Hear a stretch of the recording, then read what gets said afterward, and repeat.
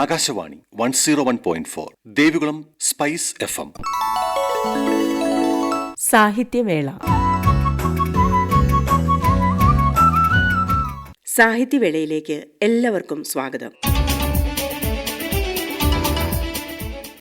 പ്രിയ ശ്രോതാക്കളെ, ഇന്ന് സാഹിത്യവേളയിൽ ബിന്ദു പത്മകുമാർ അവതരിപ്പിച്ച കഥകൾ, ഹരിപ്രിയ അനീഷ് അവതരിപ്പിച്ച കവിത എന്നിവ കേൾക്കാം. ആദ്യം ബിന്ദു പത്മകുമാർ അവതരിപ്പിച്ച കഥ. കഥയുടെ പേര് എയ്ത്ത്ഫുൾ മാലാഖ. മഴക്കുളിർ ചൂടിയ നനുത്ത പുലരിയിൽ നഗരത്തിലെ 5 സ്റ്റാർ ഹോസ്പിറ്റലിൻ്റെ ഓർത്തോളജി OP തിരക്കിൽ ഊഴം കാത്തിരിക്കുകയാണ് വർഷ. പുറത്ത് പതിയെ കനം വെച്ചു തുടങ്ങിയിരുന്ന മഴച്ചുവടുകൾ ചടുലതയിലേക്ക് ഗതി മാറിയിരിക്കുന്നു. OPയിൽ ഇന്ന് രോഗികളുടെ തിരക്ക് പതിവിലും അധികമാണ്. അത്യാധുനിക സൗകര്യങ്ങളെല്ലാമുള്ള ആ മൾട്ടി സ്പെഷ്യാലിറ്റി ഹോസ്പിറ്റലിൻ്റെ 4 വശത്തുമായി പടർന്നു കിടക്കുന്ന ബഹുനില കെട്ടിടങ്ങൾ അവളെ വിസ്മയിപ്പിച്ചു. വീണ്ടും വീണ്ടും പുതിയ കെട്ടിടങ്ങൾ പണിതുകൊണ്ടേയിരിക്കുന്നത് എന്തിനായിരിക്കും? അനുദിനം നവീകരിക്കപ്പെട്ടുകൊണ്ടിരിക്കുന്ന ചികിത്സാരീതികളുടെ പരീക്ഷണശാലകളായി മാറും അതെല്ലാം. ആശുപത്രി വളപ്പിൽ വെള്ളയും പിങ്കും കലർന്ന അതിമനോഹരമായ പൂക്കൾ നിറച്ച് ഒരു പേരറിയാ പൂമരം ഏകാന്ത ധ്യാനത്തിലാണ്ടു നിന്നു. ടോക്കൺ നമ്പർ 24 കയ്യിൽ മുറുകെ പിടിച്ച് വർഷ രോഗികൾക്കായുള്ള ഇരിപ്പിടത്തിലമർന്നു. ഓർത്തോളജി മേധാവി ഡോക്ടർ ഗംഗാധരൻ ഇനിയും എത്തിയിട്ടില്ല. വർഷയുടെ മിഴികൾ 4 പാടും വെറുതെ ചുറ്റി നടന്നു. 1.5 വർഷമായി ഓരോ 3 മാസം കൂടുമ്പോഴും ഇവിടെ വന്നു പോകുന്നു. ഇവിടുത്തെ ചലനങ്ങൾ, ബഹളങ്ങൾ, ഗന്ധങ്ങൾ എല്ലാം ചിരപരിചിതമായിരിക്കുന്നു. അവളുടെ മിഴികൾ എതിർവശത്തെ ഇടനാഴിയുടെ അങ്ങേയറ്റത്തേക്ക് നീണ്ടു. വർഷ ഏതോ ഉൾപ്രേരണയിൽ എന്ന പോലെ കസേരയിൽ നിന്നെഴുന്നേറ്റ് വരാന്തയിലൂടെ അവിടം ലക്ഷ്യമാക്കി നടന്നു. ഗ്ലാസ് മതിലുകൾ കൊണ്ട് മൂടിയ ആ മന്ദിരം വെളിച്ചത്തിൻ്റെ ഒരു കനാൽ പോലെ തിളങ്ങി നിന്നു. നീല നിറത്തിലുള്ള തിളങ്ങുന്ന ലൈറ്റുകളിൽ ICU എന്ന എഴുത്ത് പ്രകാശിച്ചു നിന്നു. അങ്ങോട്ട് നോക്കിയപ്പോൾ തന്നെ ഒരു തുലാവർഷ മേഘം വന്ന് അവളുടെ മിഴികളെ മൂടി. ആ നീല വെളിച്ചത്തിനപ്പുറത്തു നിന്ന് ഒരാൾ തന്നെ മൃദുവായി വിളിക്കുന്നു. വർഷമാം, സുന്ദരി, കണ്ണു തുറക്ക്, എഴുന്നേൽക്ക്. വർഷയുടെ ഓർമ്മകൾ 18 മാസം മുമ്പൊരു തിങ്കളാഴ്ച സന്ധ്യയിലേക്ക് വഴുതി വീണു. അന്ന് ഓഫീസിൽ നിന്നിറങ്ങിയപ്പോൾ പതിവിലും കുറച്ചധികം വൈകിയിരുന്നു. കോരിച്ചൊരിയുന്ന മഴത്തുള്ളികൾ വകഞ്ഞു മാറ്റി ഡ്രൈവ് ചെയ്ത് വീടണയാൻ വെമ്പിയപ്പോൾ ഒരു നിമിഷം ശ്രദ്ധ പതറി. വാരിപ്പുണരാൻ വെമ്പി നിന്ന മരണത്തിൻ്റെ കൈകൾ പതിയെ അടർത്തി മാറ്റപ്പെട്ട നിമിഷം. തണുത്ത ഓക്സിജന്റെ ഗന്ധം മുഖത്തേക്കടിച്ചു. അണുനാശിനിയുടെ തണുപ്പും യന്ത്രങ്ങളുടെ നേർത്ത മുരളികയും ചേർന്ന് ഒരു സിംഫണി കാതിൽ മുഴങ്ങി. പതിയെ കൺ തുറന്ന വർഷ ആദ്യം കണ്ടത് വെള്ളയുടുപ്പിട്ട് മുഖത്ത് മാസ്ക് വെച്ച് ക്ഷീണവും കരുണയും ചേർന്ന് മനോഹരമായ ശാന്തത നിറച്ച വാചാലമായ മിഴിയിണകൾ. മൃദുവായ LED സീലിംഗ് ലൈറ്റുകളും സ്മാർട്ട് എയർ പ്യൂരിഫയിങ് സിസ്റ്റവും എല്ലാം കൂടിച്ചേർന്ന് ഒരു പുണ്യസ്ഥലം എന്ന പോലെ തോന്നിച്ച അവിടെ സ്വർഗത്തിൽ നിന്ന് നേരിട്ടിറങ്ങി വന്നതുപോലെ ആ മാലാഖ. ജനിമൃതികളുടെ അതിർത്തിയിൽ നിൽക്കുന്ന അവിടെ യന്ത്രങ്ങളുടെ ശബ്ദത്തിൽ പോലും ഒരു മനുഷ്യഹൃദയത്തിൻ്റെ തുടിതുടിപ്പ് വർഷയ്ക്ക് അനുഭവമായി. മുമ്പിൽ കണ്ട ആർദ്ര നേത്രങ്ങളിലേക്കും പരിചയമില്ലാത്ത ചുമരിലേക്കും അവൾ നോട്ടം മാറി മാറി എറിഞ്ഞു. വർഷമാം, കണ്ണു തുറന്നല്ലോ, ഗുഡ് ഗേൾ. പൊട്ടിച്ചിതറിയ മലയാളം കേട്ട് വർഷയ്ക്ക് കടുത്ത വേദനയ്ക്കിടയിലും നേർത്ത ചിരി പൊട്ടി. അതായിരുന്നു മണിപ്പൂരിൽ നിന്നും കേരളത്തിലെത്തിയ നേഴ്സ് എയ്ത്ത്ഫുൾ. കണ്ണുകളിലെ കനിവാഴങ്ങളിൽ ഒരമ്മ മനം കൂടി കാത്തു സൂക്ഷിച്ചവൾ. ആദ്യ ദിവസങ്ങളിൽ വർഷയ്ക്ക് കഠിനമായ വേദന കടിച്ചമർത്തി കരയുവാൻ മാത്രമേ കഴിഞ്ഞിരുന്നുള്ളൂ. മരണത്തിൽ നിന്നും ജീവിതം തിരികെ പിടിച്ചതിൻ്റെ ആഹ്ലാദം അവൾക്ക് അനുഭവിക്കാനായില്ല. ബോധമണ്ഡലത്തിൽ നിന്ന് കഴിഞ്ഞ 7 ദിവസങ്ങൾ ഹോസ്പിറ്റൽ ICU കവർന്നെടുത്തിരുന്നു. എയ്ത്ത്ഫുൾ രാത്രിയും പകലും വിശ്രമമില്ലാതെ അവളെ ശുശ്രൂഷിച്ചു. ഒരമ്മ മകളെ എന്ന പോലെ. വർഷയുടെ ദേഹം തുടച്ച് ഡ്രസ്സ് മാറ്റിയിടുവിക്കുന്ന സമയം അത്രയും അവൾ പറഞ്ഞുകൊണ്ടേയിരുന്നു, വർഷമാം, ഡോൺ വറി, ഡോൺ വറി. അവളെ കാണുമ്പോഴൊക്കെ തൻ്റെ 17-ാം വയസ്സിൽ നഷ്ടമായ സ്വന്തം അമ്മയുടെ മുഖമാണ് വർഷയുടെ മനസ്സിലേക്ക് ഓടിയെത്തിയത്.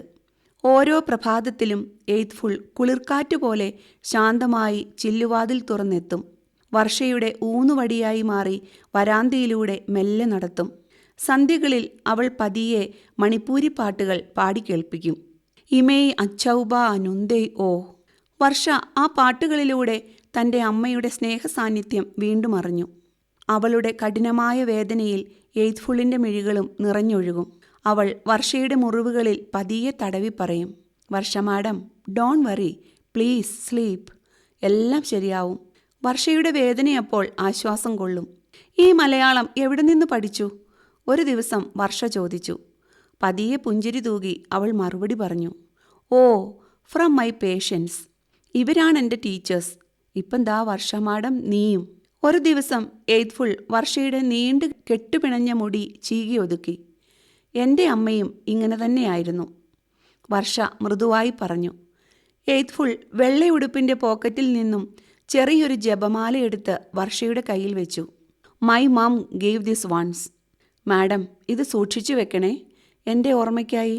ഹൃദയം പൊടിയുന്ന വേദന വർഷ അറിയാതിരിക്കാൻ വല്ലാതെ പാടുപെട്ട് എയ്ത്ത്ഫുൾ പറഞ്ഞു, മാം, എൻ്റെ നാട്ടിൽ എല്ലാവരും വലിയ പ്രശ്നത്തിലാണ്. മുമ്പുണ്ടായ ഒരു ലഹളയിൽ അച്ഛൻ കൊല്ലപ്പെട്ടതിൽ പിന്നെ അമ്മ തളർന്നു വീണ് കിടപ്പിലാണ്. അമ്മയ്ക്ക് താങ്ങും തണലുമായി ചേട്ടനും അനുജത്തിയും കൂടെയുള്ള ആശ്വാസത്തിലാണ് ഞാനിവിടെ ജോലിക്ക് ചേർന്നത്. വർഷ മാം, നീ എൻ്റെ നാടിനു വേണ്ടി പ്രാർത്ഥിക്കണേ പ്ലീസ്. വർഷ അവളുടെ 2 കൈകളുമെടുത്ത് തൻ്റെ മുഖത്ത് ചേർത്ത് വെച്ചു. കൈവെള്ളയിൽ അമർത്തി ചുംബിച്ചു. സ്നേഹത്തിൻ്റെ ഭാഷ കാലത്തിനും ദേശത്തിനും ദൂരത്തിനും എല്ലാം അതീതമാണെന്ന് പറയാതെ പറഞ്ഞു. ആക്സിഡൻറ്റിന് ശേഷം 1 മാസം കഴിഞ്ഞാണ് വർഷ ഡിസ്ചാർജ് ആയത്. നാളെ വീട്ടിൽ പോകാം എന്ന ഡോക്ടറുടെ വാക്കുകൾ സന്തോഷത്തിനൊപ്പം വല്ലാത്തൊരു ഹൃദയഭാരവും അവൾക്ക് സമ്മാനിച്ചു. ആ രാത്രി വർഷ ഉറങ്ങാതെ നേരം വെളുപ്പിച്ചു. പക്ഷേ രാവിലത്തെ ഡ്യൂട്ടി ഷിഫ്റ്റിൽ എയ്ത്ത്ഫുൾ മാത്രം എത്തിയില്ല. എന്നാൽ മുറിയിലെ മേശപ്പുറത്ത് അവളെ കാത്ത് ഒരു കുറിപ്പ് കിടന്നു. Dear Varsha, you are strong, keep walking, keep smiling, be cool, your nurse faithful. തുളുമ്പി നിന്ന മിഴികൾ തുടച്ച് വർഷ ആ കുറിപ്പെടുത്ത് നെഞ്ചോട് ചേർത്തു. ICUവിൽ ഡ്യൂട്ടിക്ക് വന്ന പുതിയ നേഴ്സ് പറഞ്ഞു, എയ്ത്ത്ഫുൾ നാട്ടിലേക്ക് തിരികെ പോയി. മാം, നിങ്ങൾ അറിഞ്ഞിരുന്നില്ലേ, മണിപ്പൂരിൽ വീണ്ടും കലാപം രൂക്ഷമായി. എയ്ത്ത്ഫുള്ളിൻ്റെ ചേട്ടനും അനിയത്തിയും മറ്റു ചില ബന്ധുക്കളും കൊല്ലപ്പെട്ടു. അമ്മയ്ക്ക് പെട്ടെന്ന് അസുഖം കൂടി. പോകും മുമ്പ് മാഡത്തിനെ വന്നു കാണാനും യാത്ര പറയാനും അവൾക്കാവുമായിരുന്നില്ല. വർഷ കയ്യിലെ ജപമാലയിൽ മുറുകെ പിടിച്ച് പതിയെ മന്ത്രിച്ചു, എയ്ത്ത്ഫുൾ, എൻ്റെ മാലാഖേ, നീ എവിടെയായിരുന്നാലും എൻ്റെ ജീവിതത്തിൽ നിന്റെ സ്ഥാനം അമ്മയ്ക്കൊപ്പമാണ്. ഈ ജപമണികൾ ഓരോന്നിലും നിന്റെ ഹൃദയതാളത്തിനൊപ്പം എൻ്റെ പ്രാർത്ഥനയും ചേർന്നലിഞ്ഞിരിക്കുന്നു. ICUവിൻ്റെ മുമ്പിൽ നിന്നും പിന്തിരിഞ്ഞ് ഓർത്തോളജി OPയിലേക്ക് നടക്കുമ്പോൾ വർഷ ഒരിക്കൽ കൂടി തിരിഞ്ഞു നോക്കി. സ്നേഹത്തിൻ്റെ അമൃതകുംഭമേന്തി അവൾ പുഞ്ചിരി തൂകി നിൽക്കുന്നു. വർഷ മാം, ബി കൂൾ, കൂൾ. വർഷ മനസ്സിൽ മന്ത്രിച്ചു, പ്രിയപ്പെട്ട എയ്ത്ത്ഫുൾ, നീ ഒരു പേരു മാത്രമല്ല, ഹൃദയത്തിൽ നിന്നും ഹൃദയത്തിലേക്കുള്ള ഭാഷയാണ്. അമ്മയുടെ കരുതൽ നിറഞ്ഞു തൂവുന്ന കാരുണ്യക്കടൽ. മരിച്ചു മരവിച്ച മനസ്സുകളിൽ ഒരു മൃദുസ്മേരം കൊണ്ട് ജീവൻ്റെ തുടിപ്പുണർത്തുന്നവൾ, നീ ചിരഞ്ജീവിയായിരിക്കട്ടെ. മഴയപ്പോൾ ആർത്തലച്ചു പെയ്ത് ശാന്തയായി മടങ്ങിയിരുന്നു. ആശുപത്രി വളപ്പിൽ ഏകാന്ത ധ്യാനത്തിലാണ്ട് നിന്ന പേരറിയാ പൂമരം അപ്പോൾ കരുണയുടെ പൂക്കൾ പൊഴിച്ചുകൊണ്ടിരുന്നു, ജപമണികൾ പോലെ. എയ്ത്ത്ഫുൾ മാലാഖ. ബിന്ദു പത്മകുമാർ അവതരിപ്പിച്ച കഥ കേട്ടല്ലോ. ഇനി ഹരിപ്രിയ അനീഷ് അവതരിപ്പിച്ച അക്ഷരങ്ങൾ എന്ന കവിത കേൾക്കാം. ആദ്യമായി കൊഞ്ചിയ അമ്മ എന്നൊരു വാക്ക് അറിയാത്തൊരാത്മാവിൻ മന്ത്രമാണ്. ആദ്യമായി കൊഞ്ചിയ അമ്മ എന്നൊരു വാക്ക് അറിയാത്തൊരാത്മാവിൻ മന്ത്രമാണ്. അരിയതിൽ കോറിയ ഹരിയാമക്ഷരം അമ്മയാം ഉണ്മയാം സ്നേഹമാണ്. അരിയതിൽ കോറിയ ഹരിയാമക്ഷരം അമ്മയാം ഉണ്മയാം സ്നേഹമാണ്. അച്ചമ്മ ചൊല്ലിയ കഥകളിലക്ഷരം നാം അറിയുന്ന ലോകത്തിൻ നന്മയാണ്. അപ്പൂപ്പൻ നാവതിൽ ശ്രീയായി തെളിയിച്ച അക്ഷരമെന്നുമേ അമൃതമാണ്. കൂരിരുൾ നീക്കിയ ഗുരുവാം സൂര്യൻ്റെ അക്ഷരമോരോന്നും അഗ്നിയാണ്. കൂരിരുൾ നീക്കിയ ഗുരുവാം സൂര്യന്റെ അക്ഷരമോരോന്നും അഗ്നിയാണ്. അച്ഛൻ പറഞ്ഞൊരാ ശാസനയിൽ പോലും അക്ഷരക്കൂട്ടങ്ങൾ ശക്തിയാണ്. കൈകോർത്തു നിന്നൊരാ ചങ്ങാതി ചൊല്ലിയ അക്ഷരവല്ലികൾ തണലാണ്. കൈകോർത്തു നിന്നൊരു ചെങ്ങാതി ചൊല്ലിയ അക്ഷരവല്ലികൾ തണലാണ്. ചറപറെ പെയ്യുന്ന മഴയിലൊളിക്കുന്ന അക്ഷരച്ചിപ്പികൾ തീർത്ഥമാണ്. ചറപറ പെയ്യുന്ന മഴയിലൊളിക്കുന്ന അക്ഷരച്ചിപ്പികൾ തീർത്ഥമാണ്. കുറുകുറെ പ്രാവുകൾ കൊഞ്ചുന്നൊരക്ഷരം ഉള്ളിൽ കിനിയുന്ന കുളിരാണ്. മാലേയമാരുതൻ പാടിത്തരുന്നൊരാ അക്ഷരമൊട്ടുകൾ നിറവാണ്. അമ്മിഞ്ഞ പാലോളം മധുരം കിനിയുന്ന അക്ഷരം എന്നിലെ ഉയിരാണ്. അമ്മിഞ്ഞ പാലോളം മധുരം കിനിയുന്ന അക്ഷരമെന്നിലെ ഉയിരാണ്. കാലം തെളിക്കുന്ന അന്ത്യയാമങ്ങളിൽ അക്ഷരച്ചീളുകൾ ശ്വാസമാണ്. കാലം തെളിക്കുന്ന അന്ത്യയാമങ്ങളിൽ അക്ഷരച്ചീളുകൾ ശ്വാസമാണ്. ആദ്യമായി കൊഞ്ചിയ അമ്മയെന്നൊരു വാക്ക് അറിയാത്തൊരാത്മാവിൻ മന്ത്രമാണ്. അരിയതിൽ കോറിയ ഹരിയാമക്ഷരം അമ്മയാമുണ്മയാം സ്നേഹമാണ്. കാലം തെളിക്കുന്ന അന്ത്യയാമങ്ങളിൽ അക്ഷരച്ചീളുകൾ ശ്വാസമാണ്. നാം അറിയാതെ പുണരുന്ന പുണ്യമാണ്. നാം അറിയാതെ പുണരുന്ന പുണ്യമാണ്. ഹരിപ്രിയ അനീഷ് അവതരിപ്പിച്ച അക്ഷരങ്ങൾ എന്ന കവിതയെ തുടർന്ന് ബിന്ദു പത്മകുമാർ അവതരിപ്പിച്ച ഒരു കഥ കൂടി കേൾക്കാം. കഥയുടെ പേര് നിശബ്ദ സാക്ഷി. രാവിന്റെ അവസാനയാമം ഉറക്കമുണരും മുമ്പേ ചന്ദ്ര തന്റെ വീടിനു മുമ്പിലെത്തിയിരുന്നു. മഞ്ഞിൽ കുളിച്ച് തണുത്തു നനുത്ത പുലരി കൺചിമ്മി ഉണരുന്നതേയുള്ളൂ. വടക്കേ മുറ്റത്തെ ആഞ്ഞിലിച്ചോട്ടിൽ ചൂഴ്ന്നു നിന്ന മാദക ഗന്ധം നുകർന്ന് അവൾ തെല്ലുനേരം എന്തോ ഓർത്തു നിന്നു. കനത്ത നിശബ്ദതയെ കീറിമുറിച്ചുകൊണ്ട് അങ്ങകലെ നിന്ന് ഏതോ ഒരു പക്ഷിയുടെ ഒറ്റപ്പെട്ട കരച്ചിൽ മുഴങ്ങിക്കേട്ടു. വീടിന്റെ മുൻഭാഗത്ത് നീലനിറത്തിലുള്ള ടാർപോളിൻ വലിച്ചു കെട്ടിയിട്ടുണ്ട്. മുറ്റത്തിന്റെ തെക്കുവശം ഓല കെട്ടി മറച്ചിരിക്കുന്നു. അതിനുള്ളിൽ കത്തിച്ച നിലവിളക്കിന് മുൻപിലിരുന്ന് പരികർമ്മി എന്തൊക്കെയോ ക്രിയകൾക്കുള്ള മുന്നൊരുക്കത്തിലാണ്. വീടിനുള്ളിൽ നിന്ന് ആരുടെയൊക്കെയോ ഉറക്കെയുള്ള സംസാരങ്ങൾ ചിതറി വീഴാൻ തുടങ്ങി. അക്കൂട്ടത്തിൽ വല്യമ്മാമയുടെയും ശാന്തമ്മായുടെയും ശബ്ദം ചന്ദ്ര പെട്ടെന്ന് തിരിച്ചറിഞ്ഞു. താൻ വന്ന് മുറ്റത്തു തന്നെ നിൽക്കുന്നത് ഇവരാരും അറിഞ്ഞില്ലേ? ഒരു തണുത്ത കാറ്റ് മൃദുവായി വാതിലിലൂടെ അകത്തു കയറി. അതിനൊപ്പം ആരും കാണാത്തൊരു വെളിച്ചമായി, ആരും കേൾക്കാത്തൊരു ശബ്ദമായി അവൾ ചന്ദ്ര. അവളുടെ കാൽപ്പാടുകൾ ശബ്ദമുണ്ടാക്കിയില്ല. പക്ഷേ ഓരോ ചുവടും വീടിന്റെ ഹൃദയതാളം ഏറ്റുവാങ്ങി. ഹാളിലെ സോഫയിലിരുന്ന് ചിന്നുമോൾ പത്രം നോക്കുന്നുണ്ട്. മോളെ, നീയും കണ്ടില്ലേ ഈ അമ്മയെ? ചന്ദ്ര അവളെ തൊടാനായി കൈനീട്ടി. കഴിയുന്നില്ല. ഇതെന്താ ആരും എന്നെ കാണാത്തത്? എന്റെ ശബ്ദം കേൾക്കാത്തതെന്താ? അവൾക്ക് കരച്ചിൽ വന്നു. പക്ഷേ അതിനുമാവുന്നില്ല. ചന്ദ്ര ചിന്നുമോളുടെ അരികിൽ ചേർന്ന് നിന്ന് അവൾ വായിക്കുന്ന പത്രത്താളിലേക്ക് നോക്കി. ഇന്ന് സഞ്ചയനം. ഞങ്ങളുടെ എല്ലാമായിരുന്ന സ്നേഹനിധിയായ ചന്ദ്രാനന്ദന് കണ്ണുനീരിൽ കുതിർന്ന പ്രാർത്ഥനകൾ. ഞങ്ങൾക്ക് കൂട്ടായി മരിക്കാത്ത നിന്റെ ഓർമ്മകൾ മാത്രം എന്ന് സന്തപ്ത കുടുംബാംഗങ്ങൾ.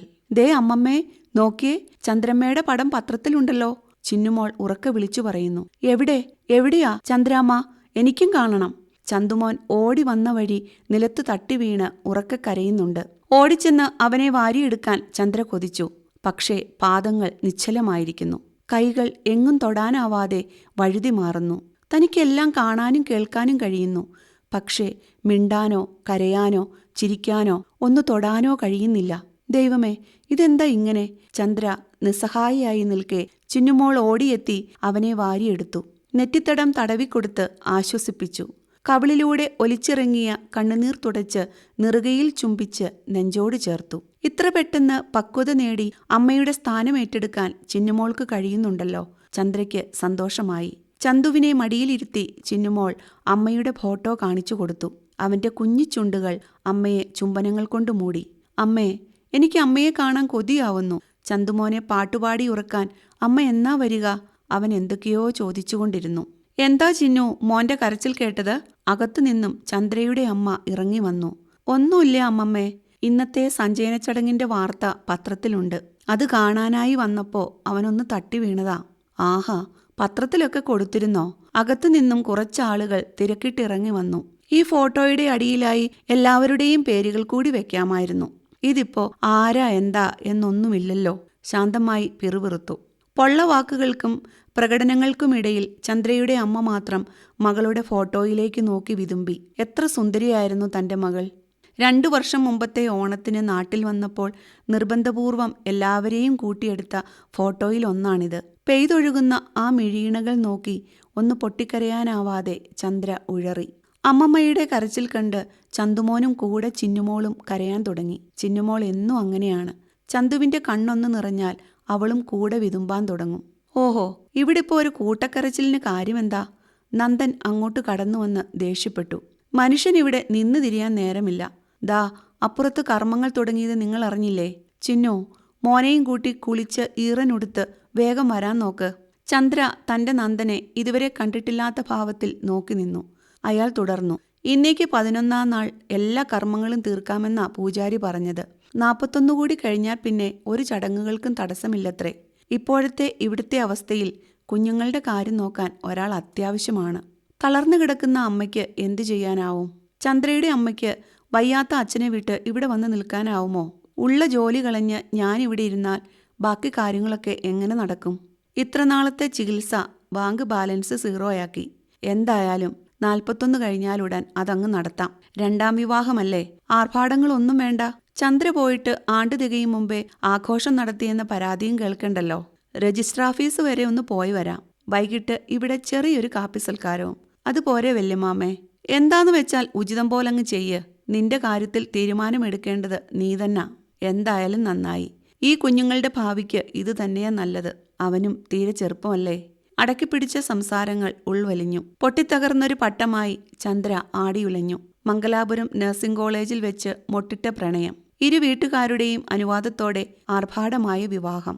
കല്യാണരാത്രിയിൽ തറവാട്ടുക്ഷേത്രത്തിലെ താമരക്കുള കൽപ്പടവുകളിൽ ചേർന്നിരുന്ന നന്ദൻ പറഞ്ഞു, ചന്ദ്ര, ഇതുപോലെ 100 ജന്മങ്ങളിലും നീ തന്നെ ആയിരിക്കണം എൻ്റെ ഇണ. ആർക്കും ഒരു കാലത്തും നിന്നെ ഞാൻ വിട്ടുകൊടുക്കില്ല, മരണത്തിനു പോലും. ചന്ദ്രയ്ക്ക് ചുറ്റും ആ വാക്കുകൾ പ്രതിധ്വനിച്ചു. ഓസ്ട്രേലിയയിൽ ഒരേ ഹോസ്പിറ്റലിൽ 2ആൾക്കും ജോലിയായപ്പോൾ ജീവിതം സ്വർഗമായി. സന്തോഷങ്ങളും സങ്കടങ്ങളും പങ്കുവെച്ച് കൊച്ചു കൊച്ചു പിണക്കങ്ങളും ഇണക്കങ്ങളുമായി അങ്ങനെ. ഒരിക്കൽ ഗ്രേറ്റ് ഓഷ്യൻ റോഡ് വഴി കാർ ഓടിച്ചു പോകവേ ഒരു വശത്തെ അറ്റമില്ലാത്ത നീലക്കടലും മറുവശത്തെ പച്ച നിറഞ്ഞ കുന്നുകളും നോക്കി നന്ദൻ പറഞ്ഞു, ചന്ദ്ര, ജീവിതം ഇത്ര സുന്ദരമായിരിക്കുമെന്ന് ഞാൻ ഒരിക്കലും കരുതിയില്ല. നീ കൂടെയുള്ളപ്പോൾ നമ്മുടെ ഈ ലോകം എന്നും ഇത്രമേൽ സുന്ദരമായിരിക്കും. അവൾ അവന്റെ കണ്ണുകളിൽ നോക്കി വേപതുവോട് ചോദിച്ചു, നമ്മൾ ഒരിക്കലും വേർപെടില്ലല്ലോ അല്ലേ? നന്ദൻ കാർ നിർത്തി അവളെ തന്നിലേക്ക് വലിച്ചു ചേർത്ത് പറഞ്ഞു, ഈ നീലക്കടൽ ഒലിച്ചുപോയാലും ഞാൻ നിന്നെ വിട്ടു പോകില്ല. ഓർമ്മകളുടെ ചിത്രങ്ങൾക്ക് ഇന്നും 7 അഴക്.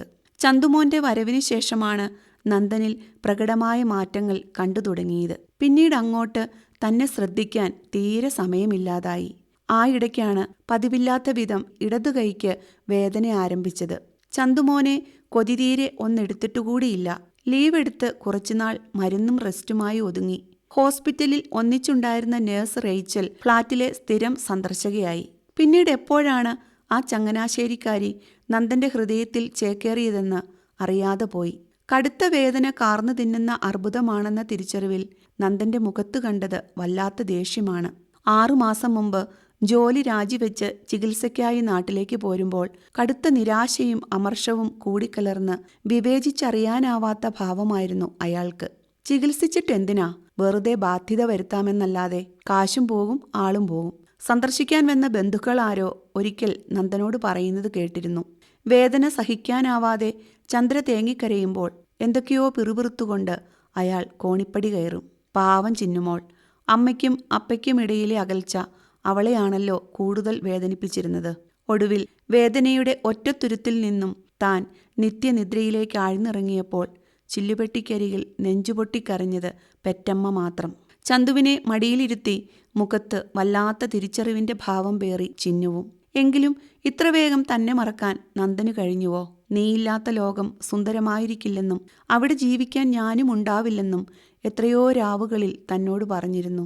ഈശ്വര, ഒന്ന് തേങ്ങിക്കരയാൻ കൂടി എനിക്കാവുന്നില്ലല്ലോ. ആത്മാക്കൾക്ക് ഏത് രൂപവും പ്രാപിക്കാമെന്നും ഏതു കോട്ടയിലും കടന്നു ചെല്ലാമെന്നും പണ്ട് മുത്തശ്ശി പറഞ്ഞു തന്നിരുന്നല്ലോ. പക്ഷേ ഇപ്പോൾ ഒരു വാക്ക് മിണ്ടാനാവാതെ, ഒരു തുള്ളി കണ്ണുനീർ പൊഴിക്കാനാവാതെ, എന്തിന്? രൂപമോ ശബ്ദമോ ഇല്ലാതെ, ചന്ദ്ര എന്ന പേരുപോലുമില്ലാതെ ചന്ദ്രാനന്ദൻ എല്ലാവർക്കും അന്യയായി തീർന്നിരിക്കുന്നു. സാരമില്ല, തൻ്റെ പ്രിയപ്പെട്ടവരുടെ സന്തോഷമാണല്ലോ തൻ്റെയും സന്തോഷം. ചടങ്ങുകളെല്ലാം തീർത്ത് അതിഥികൾ ഓരോരുത്തരായി പിരിഞ്ഞു പോകാൻ തുടങ്ങി. എല്ലാവരിൽ നിന്നും തീർത്തും ഒറ്റപ്പെട്ട് ചിന്നുമോൾ ഒരു കാരണവത്തിയെപ്പോലെ ചിന്തയിലാണ്ടു നിന്നു.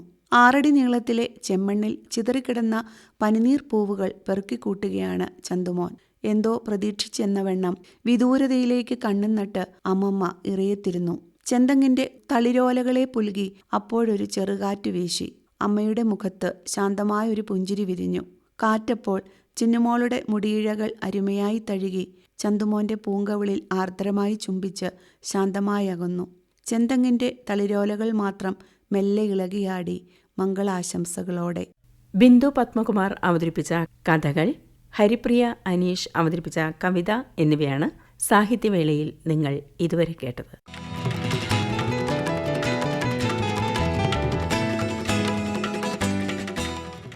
സാഹിത്യവേള സമാപിക്കുന്നു.